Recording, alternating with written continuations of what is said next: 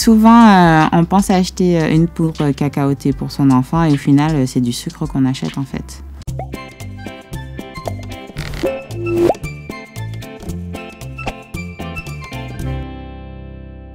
Juliane Lefebvre, diététicienne. Il faut savoir en fait que le surpoids et l'obésité, souvent, c'est un écart entre les apports alimentaires et le manque de dépenses énergétiques. Donc en fait, souvent, on a un apport en excès au niveau alimentaire et on a une dépense insuffisante au niveau des dépenses énergétiques. Souvent, l'alimentation est trop riche, donc trop gras, trop sucré, trop salé, et pauvre en fibres, donc en fruits et en légumes. Et la sédentarité, on bouge pas assez, on regarde beaucoup les écrans. Donc ça, c'est la génération actuelle. Et il y a aussi d'autres paramètres comme le sommeil qui rentrent en compte. Parce que du coup, le fait qu'on soit beaucoup plus exposé aux écrans, les enfants, ils dorment moins. Donc ça agit également sur la faim parce qu'il y a des hormones qu'on va pas sécréter quand on manque de sommeil. Et du coup, ça augmente l'appétit. Au niveau de l'activité physique, emmener l'enfant au parc, il peut faire de la trottinette, du vélo, courir. S'il est en âge d'aller à une activité physique, pratiquer une activité physique, même si c'est une fois par semaine, c'est toujours ça. L'inciter à bouger en fait. Et après, il ne faut pas oublier que son enfant, c'est son reflet. Donc si l'enfant voit également son parent bouger, il sera amené aussi à faire pareil. Si des fois on va marcher, on fait de la course à pied, etc. Inciter son enfant à venir avec soi, qu'il prenne son vélo et comme ça va augmenter la dépense énergétique en fait. Alors il y a des repères aussi officiels pour les enfants. Donc il y a ce qu'on appelle le GEMRCN. Donc si on veut des repères exacts au niveau des quantités.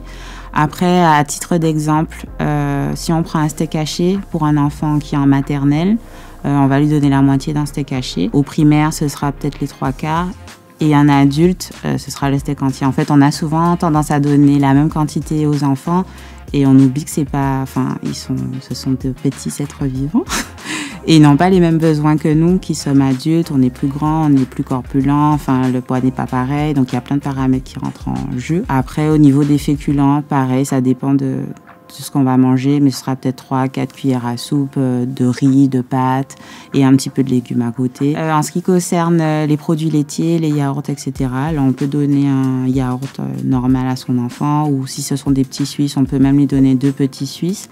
Après, bien sûr, il faut faire attention à la nature des petits Suisses. Les petits Suisses, souvent, les aliments destinés aux enfants sont plus sucrés.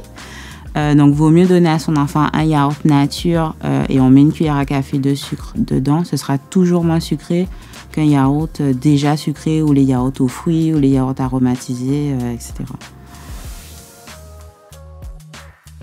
Tout ce qui est enrichi ou sucré, selon moi, c'est mieux de donner un produit laitier nature à son enfant en fait. Parce qu'en fait, on donne cette appétence pour le goût sucré sans s'en rendre compte. Et du coup, on maintient le petit goût sucré qui reste en bouche, etc. Donc, de temps en temps, oui, il n'y a pas de problème. Mais c'est vrai que c'est mieux de rester sur des produits nature ou peut-être sans sucre ajouté, ce sera toujours mieux. À défaut, si on ne veut pas donner de yaourt à boire ou autre chose, on peut passer sur des fromages en portions qu'on peut accompagner de crackers, les biscuits classiques qu'on connaît en grande surface, ou même du pain tout simplement, accompagné d'un produit laitier, ce sera une très bonne complément. Ça va bien ensemble en fait.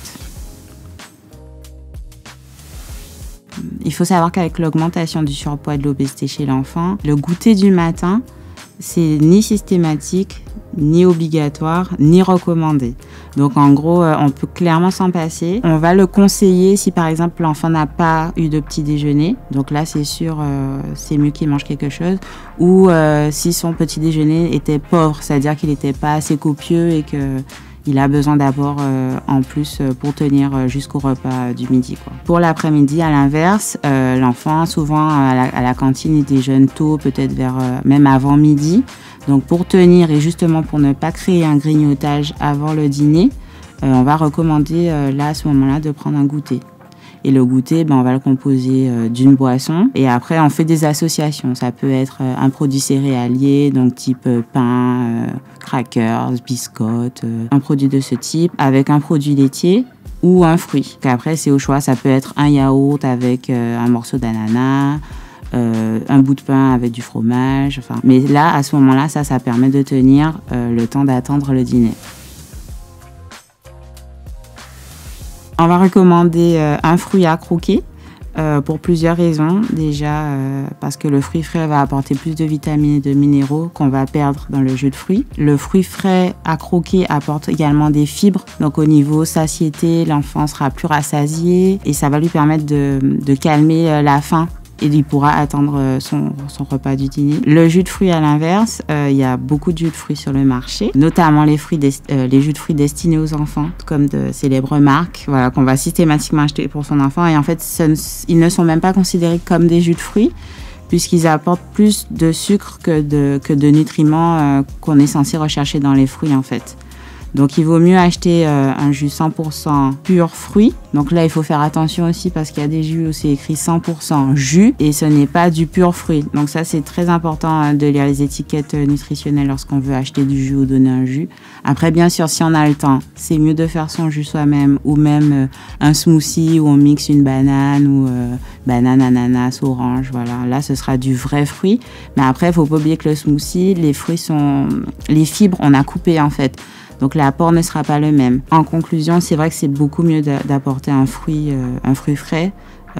Au niveau rassasiement, au niveau vitamines et minéraux, on sera plus en forme en fait. Les apports nutritionnels seront mieux respectés à ce niveau-là. L'orange pressé, c'est vrai que c'est bien parce que du coup, comme le fruit frais et on a fait le jus juste sur le moment, donc oui, on conserve certaines vitamines, mais en fait, les liquides sont plus vite digérés que le fruit frais. Donc du coup, on va dire que le corps va plus vite le recevoir et le digérer. Donc ça va vite faire monter ce qu'on appelle le taux de sucre dans le sang. Et là, l'enfant, il aura faim plus vite. Tandis qu'en mangeant son fruit à croquer, le fait qu'il ait la présence de fibres, il va tenir plus longtemps jusqu'au prochain repas. Pour les enfants, il n'y a pas spécialement de moment propice à manger certains aliments. Dès qu'on respecte l'association de chaque groupe d'aliments, c'est vrai que pour les adultes, c'est différent par rapport à la sécrétion d'hormones, où on va dire qu'il vaut mieux manger du gras le matin, le sucré à 16 heures, etc. Mais pour les enfants, pas plus que ça en fait. Pour une journée type pour un enfant, donc on va commencer par le petit déjeuner. Attention aux céréales du petit déjeuner qui sont hyper sucrées et ça fait partie de ce qu'on appelle les aliments ultra transformés, remplis de colorants, remplis d'additifs, enfin bourrés de sucre. Enfin, c'est-à-dire que l'aliment n'est plus brut. On va essayer de rester sur des produits plutôt basiques. Donc un produit céréalier, type pain, biscotte, pourquoi pas du muesli sans sucre ajouté, voilà. Rester sur ça. Une matière grasse type beurre, margarine en fonction des goûts de l'enfant. Un produit laitier, donc ça peut être du lait, ça peut être un yaourt, ça peut être du fromage et accompagné d'une boisson, un verre d'eau idéalement. Pour le déjeuner, ça dépend de l'alimentation habituelle, mais on va dire qu'on va prendre le repas type cantine, donc on pourra faire une entrée avec des crudités et un petit peu de vinaigrette, un féculent, des légumes cuits, une protéine, donc viande, poisson, ça peut être également des œufs, et un dessert. Donc le dessert, ça peut être soit un laitage, soit un fruit. Après, il y a la collation, donc le goûter de l'après-midi. Donc pareil, on va l'accompagner d'une boisson, un fruit ou un produit laitier, un produit céréalier, type du pain, biscottes, crackers. Les biscuits, pourquoi pas aussi, mais après, il faut être vigilant pareil à la composition, il faut prendre le temps de lire les étiquettes. Ça, c'est vraiment la base, en fait. Si on veut acheter un produit destiné à son enfant, c'est important de prendre le temps de lire, si on fait attention en tout cas à la qualité de ce qu'on donne à ses enfants. Et pour le soir, c'est à peu près la même composition que le midi. Des féculents, riz, pâtes, ou même du pain si vous voulez pas donner autre chose à votre enfant. Une protéine animale, ou pas forcément, ça peut être aussi végétal, comme des lentilles, des haricots rouges, des pois cassés, une soupe de lentilles corail, enfin des choses comme ça. Des légumes, ça peut être des crudités ou des légumes cuits ou une soupe, un potage et un produit laitier, un yaourt ou un bout de fromage. Au niveau des étiquettes nutritionnelles, c'est important de prendre le temps de lire la liste des ingrédients. Donc il faut savoir que le premier ingrédient de la liste, c'est l'ingrédient qui est le plus présent. Donc, si par exemple on prend comme exemple les poudres cacaotées pour le petit déjeuner destinées aux enfants, souvent on va voir que le premier ingrédient c'est du sucre. Donc ça veut dire on voulait juste acheter du cacao pour son enfant et finalement on se retrouve à lui donner un produit sucré et pas du cacao. Donc la finalité c'est qu'il vaut mieux acheter du cacao pur normalement et rajouter soi-même du sucre. En fait c'est ça qui est important à comprendre, c'est que des fois il vaut mieux acheter le produit brut et le sucrer soi-même, comme ça on maîtrise la quantité de sucre qui est dedans et la qualité aussi du sucre qui est dedans, que d'acheter des produits déjà tout faits et au final qui n'apportent rien à l'organisme à part des calories et plein d'additifs et de colorants qui sont hyper néfastes pour un enfant qui est petit en fait. C'est vrai que les aliments dans les Outre-mer sont plus sucrés qu'en France, enfin qu'en métropole, notamment par exemple les yaourts. Tout ce qui est yaourt aux fruits, ils seront beaucoup plus sucrés. On est peut-être en métropole à 12 grammes de sucre aux 100 grammes de yaourt. Et en Guadeloupe, on sera peut-être à 20 grammes aux 100 grammes. Donc 20 grammes, ça fait 4 carrés de sucre dans un pot de yaourt. Donc imaginez que vous mangez 2-3 yaourts par jour, l'addition, ça fait beaucoup. Pareil, les sodas, il y a des sodas qui sont plus sucrés, même 50% plus sucrés. Après, quand on essaie de chercher les raisons au niveau de tout ce qui est industriel, ils disent en Outre-mer, on a une appétence plus forte pour le goût sucré, suite à notre histoire coloniale. Après, si on suit un petit peu l'actualité, il y avait la loi Lurel qui était sortie justement pour viser à remettre toutes les qualités, toutes les valeurs nutritionnelles au même seuil pour les mêmes aliments qui sont en Guadeloupe, enfin en Outre-mer et en métropole également. C'est important de reprendre aussi lait végétal, mais c'est plutôt boisson végétale parce qu'on laisse le lait aux mammifères, on va dire. Il est strictement déconseillé de donner des laits végétaux à un enfant avant 3 ans. C'est mieux de prendre des laits maternisés qui sont adaptés. Ça, c'est très important parce que du coup, on peut rendre l'enfant dénutri, donc c'est très important à prendre en compte. Et si votre enfant est allergique, intolérant au lactose, aux protéines lait de vache, donc là, il faut se diriger soit vers son pédiatre, soit vers un professionnel de santé adapté, une diététicienne, etc. Au-delà de 3 ans, les boissons végétales ne sont pas déconseillées, mais ce n'est pas recommandé non plus. C'est-à-dire qu'il faut savoir que oui, certes, on va écrire, ce sera beau, ce sera écrit enrichi en calcium, etc.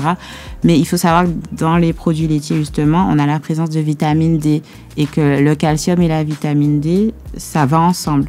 Donc, si on a du calcium mais qu'on n'a pas de vitamine D, le calcium, notre corps ne va pas l'assimiler. Donc, il sera dégradé, enfin, quand on va faire pipi, etc., on va détruire le calcium. Tandis qu'en associant vitamine D et calcium, là, ce sera une vraie association. Donc, il faut faire attention aussi encore à nouveau aux étiquettes nutritionnelles. Donc oui, c'est bien de voir un produit qui est enrichi en calcium, mais il faut voir qu'est-ce qu'il y a derrière. Donc ça peut être un piège.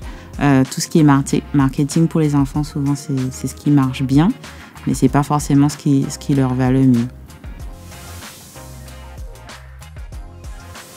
On recommande pas du tout de faire un régime aux enfants pour plusieurs raisons. Déjà, ça peut amener au long terme à des troubles du comportement alimentaire. Donc des enfants qui vont se retrouver ça peut être de la boulimie, ça peut être de l'anorexie, des enfants qui mangent énormément ados ou jeunes adultes, etc. Donc des comportements, des dérives en fait. Donc non, le travail d'un diététicien au niveau des enfants, ce sera vraiment de travailler sur le rééquilibrage alimentaire. Donc on va supprimer aucun aliment. Si de temps en temps les parents veulent emmener l'enfant au fast-food par exemple, pourquoi pas, mais ça peut être vraiment néfaste pour un enfant de le mettre au régime et ça crée des traumatismes sur le long terme. Et en fait, un enfant au régime, ça fera un adulte qui fera de l'alimentation une obsession. Et ça, c'est vraiment néfaste à long terme. Et ça peut justement recréer une situation, ok, peut-être qu'il va tenir son poids ou perdre du poids. Mais adulte, ça va créer des situations de surpoids ou d'obésité. Et là, c'est ce qu'on appelle tout ce qui sera régime yo-yo, etc. Et ce sera un engrenage où la perte de poids n'existera plus. Faut pas oublier que l'enfant, il grandit. Donc, nous, notre objectif, c'est de maintenir le poids de l'enfant. Et au fur et à mesure, il va grandir, donc il va s'affiner. Donc après, ce sera tout ce qui est recommandations, manger équilibré, pratiquer une activité physique, dormir correctement, limiter les écrans, etc. Mais les régimes, pas du tout. Les bons réflexes à avoir pour l'alimentation de son enfant, c'est manger de tout, manger varié, si possible de saison. Des fois, quand on n'a pas d'idée, il y a des sites officiels comme mangerbouger.fr, il y a ce qu'on appelle la fabrique à menu. Donc on met un peu les aliments qu'on a dans son réfrigérateur, etc. Et ça nous donne des menus. Et en fait, manger de tout, ne se priver de rien, parce que la frustration, c'est ça après qui crée les dérives. Un enfant reste un enfant, il faut qu'il ait des plaisirs. C'est très important en fait, parce qu'en dehors de l'aspect alimentaire, il y a aussi l'aspect émotionnel. Il ne faut pas créer après des manques ou des choses comme ça. Pour moi, un enfant doit manger de tout, et l'équilibre alimentaire, c'est ça en fait. Rien n'est interdit, tout est permis. Et si on est vraiment perdu aussi, là on voit qu'il y a vraiment un problème, se diriger vers son pédiatre ou aller consulter directement un diététicien, un nutritionniste apte à recevoir les enfants.